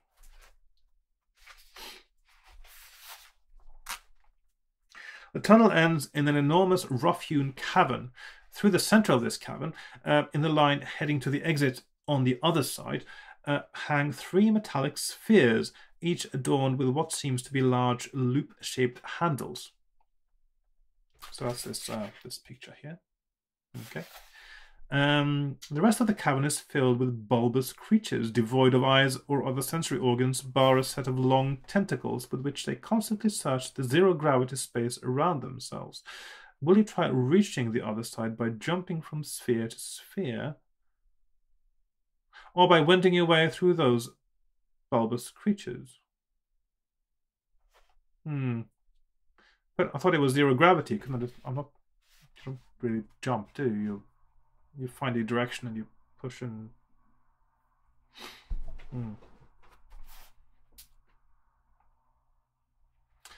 I suppose you're meant to jump from sphere to sphere to get through here, show me. So I'm going to try that and go to the 137 or 254. 254. Creatures or spheres. I'm going to try the spheres.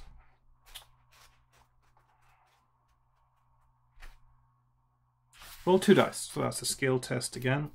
Skill. Yep.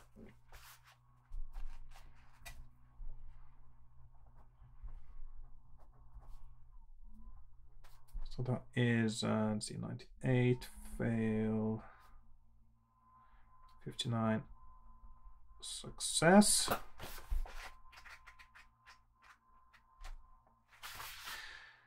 You make it to the first sphere and jump for the next. Roll 2 dice. So another skill test. Skill.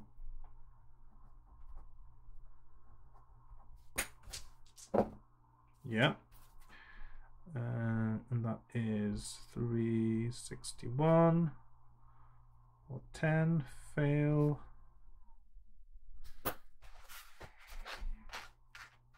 Are you seriously going to have to do 3 skill tests in a row? Yes, you are indeed. So skill. That is unusual. So you've got 3 chances to fail, 3 chances to succeed. 322, fail. 244, succeed. Yep. Okay.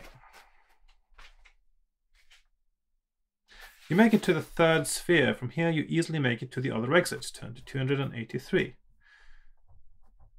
283.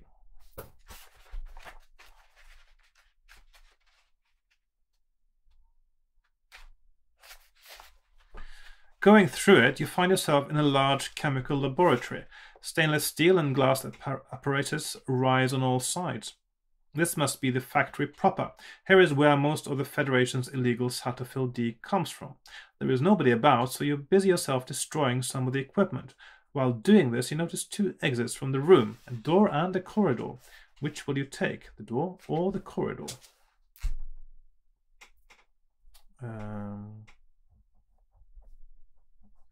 Shouldn't want to check for exits before destroying stuff.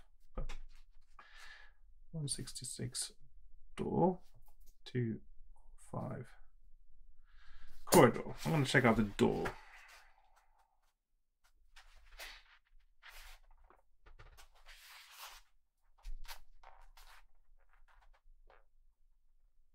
You enter a room which has gravity. Before you is a wide, deep pit spanned by a narrow bridge with no handrail. On the bridge stands a tripedal alien holding electric bracers in each of its 3 paws. It is considering you with 3 eyes. Thankfully, it has only 1 mouth, albeit a very large one. Halt, it says, and then, without waiting to see if you do, fires several bright bolts of electrons at you. If you possess any Satterfield D, turn to 127. Otherwise, turn to 88. Well, I don't have any Satterfield D, do I?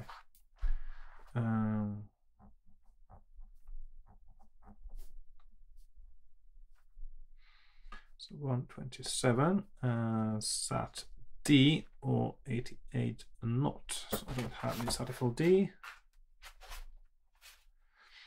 You fire at each other. Okay.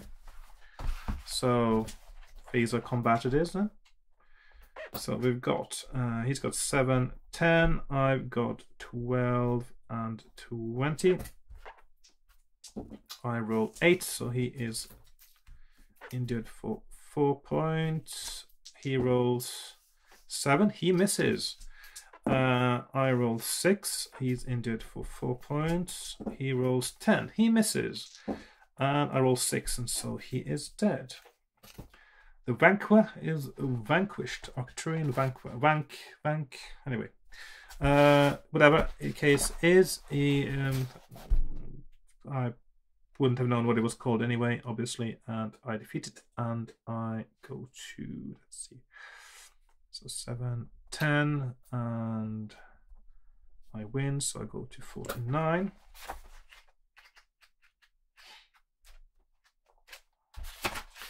With the alien vanquished, yeah, that's that word again, you cross the bridge and go down the exit corridor, coming shortly to a T-junction. Will it turn to the left or the right?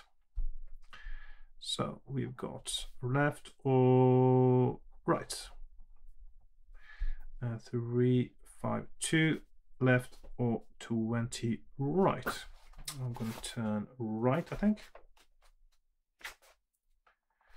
The corridor takes you to the control room of the asteroid's nuclear reactor. There are plenty of instrument panels covering the walls, but strangely, other than the keyhole, no controls. Must be completely automatic. If you have the key to fit this hole, turn to 391. I do not have it.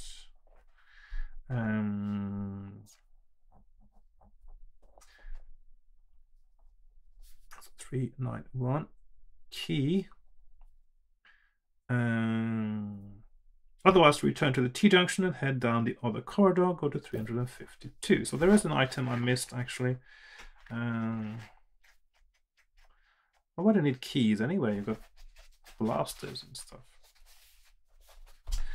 The corridor leads you to a tiny cubic room with doors on all its surfaces. Each door is a bright shade of red with a little black button set in the center. Turn to 225. 225. Which door button will you press? Okay, this is a little bit bizarre now. 1, 2, 3, 4, 5, 6. So we got 6 options. 1, 1, 8 1 5 7 1 9 6 2 3 5 2 7 4 3 1 3. So that is front, back, left, right, down, up. Okay, so is only one of these right? Are most of them right except for one? I'm just wondering what kind of chances I've got here.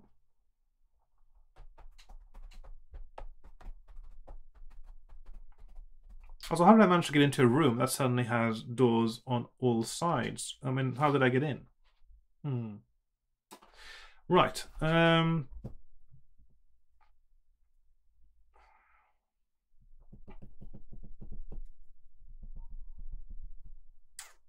I'll try back, 157. New save game, of course, here. You receive an electric shock from the door. It does not open. Lose 1 stamina and then return to 225. Okay, so -1 stamina. Okay, so that is the wrong one. Okay. Left, 196. Same thing.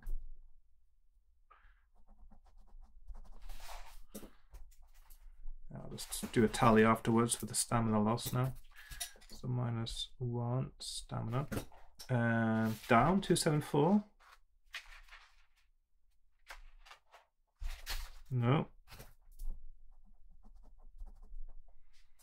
Okay. Right, 235. No.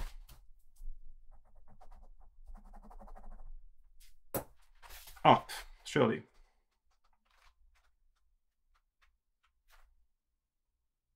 Yes.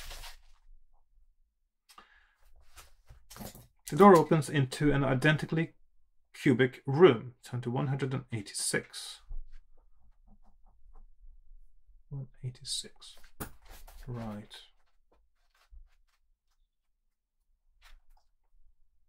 You've got to be joking me. Same again. Huh. Okay.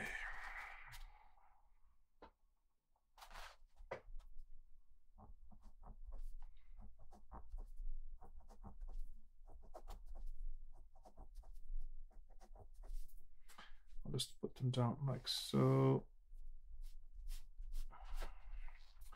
Something like a code to get in then. Right. Well, this explains where all the paragraphs have gone in this book, because obviously they've all been used for this this bit here.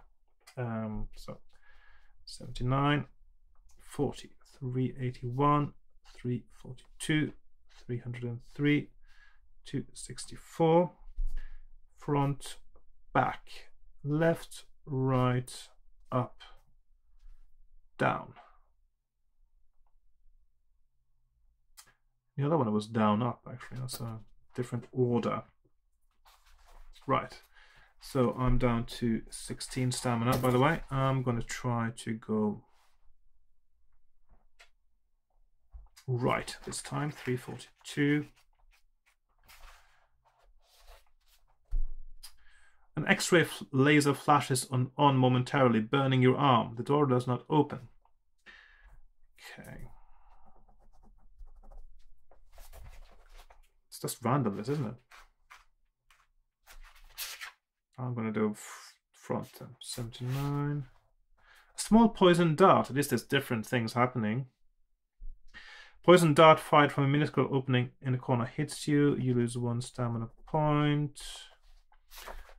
Okay, this is a bit boring actually, because it's just random. 40 opens. Okay. The door opens, leading. So I got two. So I'm down to 40. I'm going to take one more pep pill in that case, and pep pill's down to 5, and stamina is back at 20. The door opens, leading you into the room you were in before. It is pointless to go back. Oh.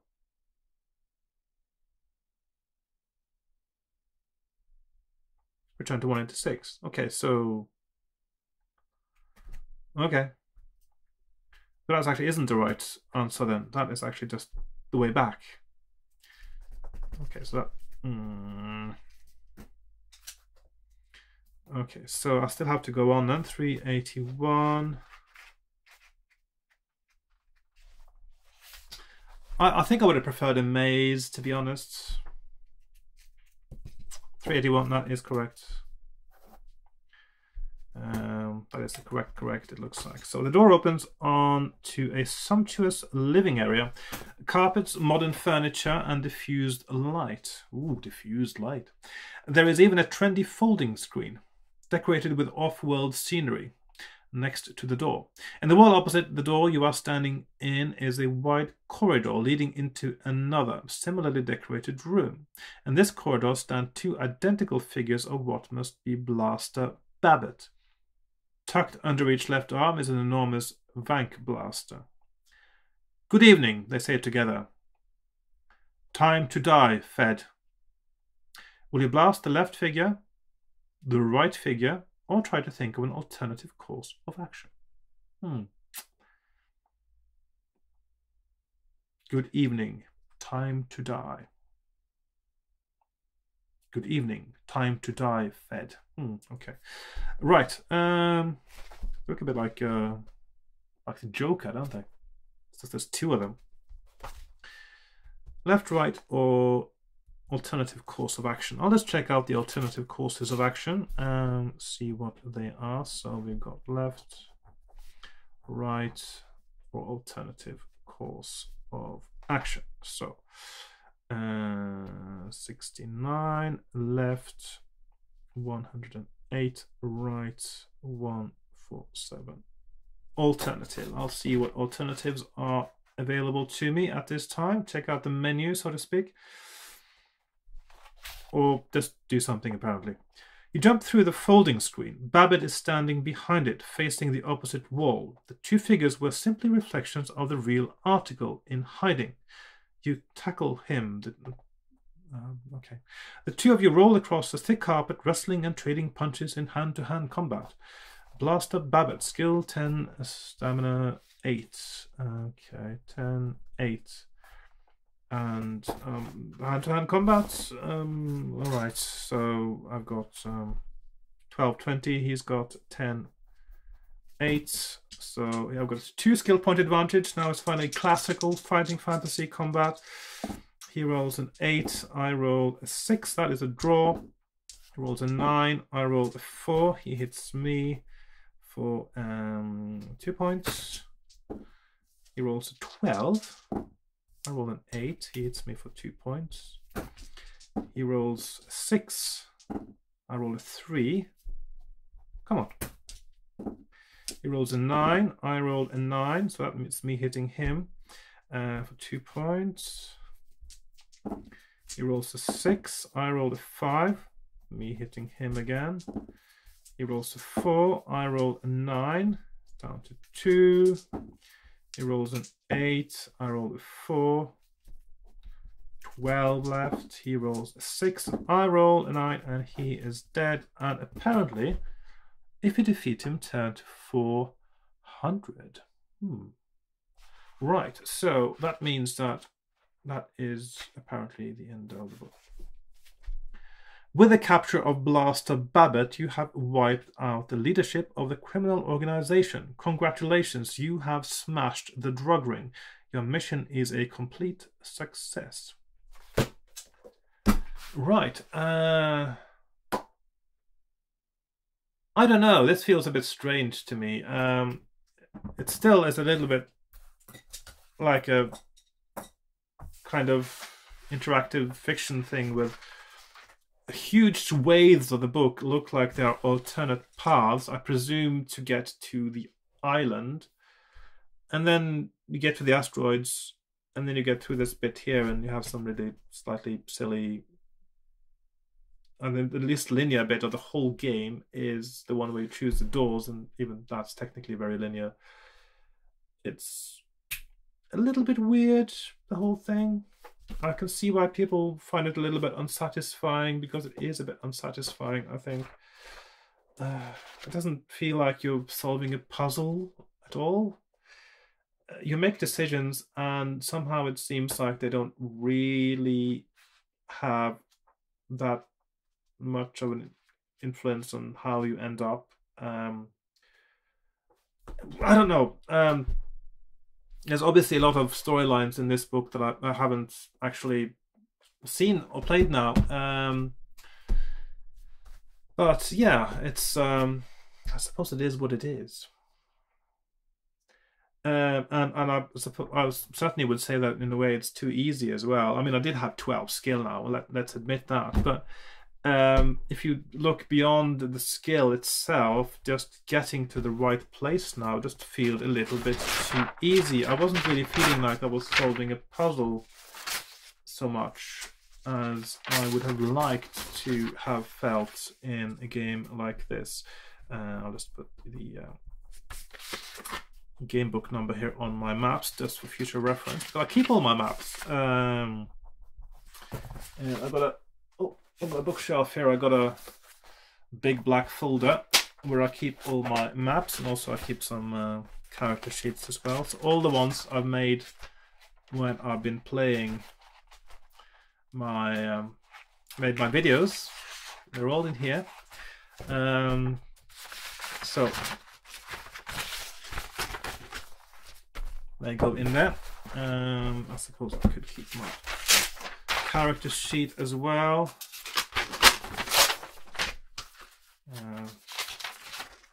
Yeah, that's something else there. So yeah, that's the end of that. And I don't know, I thought it was alright in many ways, but it just feels too simple, I think, in the end. Well, anyway, actually I did enjoy it a lot more than Space Assassin, I must say, but it still feels a little bit unsatisfying and a little bit too easy in many ways. Although I suppose there were some good chances of dying there too. So next time I'm going to go completely with Seas of Blood. Yes, I'm going to do the going to compete for being the best pirate.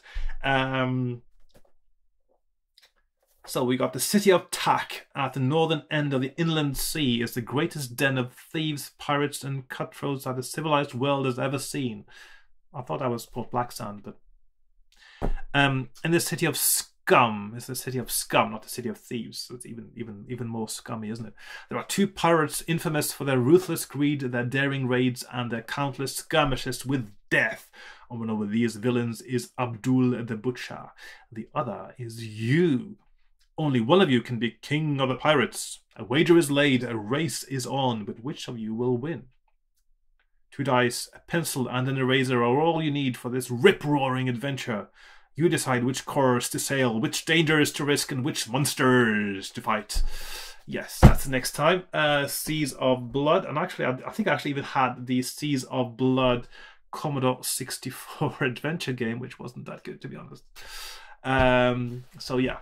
Seas of Blood, I really like. This cover is really nice. It looks just like a scene from. Doesn't this just look like a scene from? I mean, you just take this cover, take this picture, and you remove all the top bit here, and you put The Odyssey by Homer. It would fit right in, wouldn't it? You can just imagine this being Homer's ship, not Homer's ship, Odysseus' ship, and there's some kind of Hydra or something that's attacking it. Yeah, absolutely.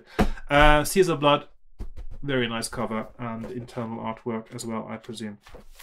I didn't feel like there was. Am I imagining this? There wasn't that much artwork in the Rings of Kether inside, and it didn't feel very captivating, or it didn't really give you a. I mean, there's so many scenes in that book. You got the cart chase, you got the seedy canteen. There's so few of the illustrations really sort of captivate you, and I don't know. I think that's something that detracts a bit from it as well. Is this supposed to be the main guy? He doesn't look anything like the guy in the inside.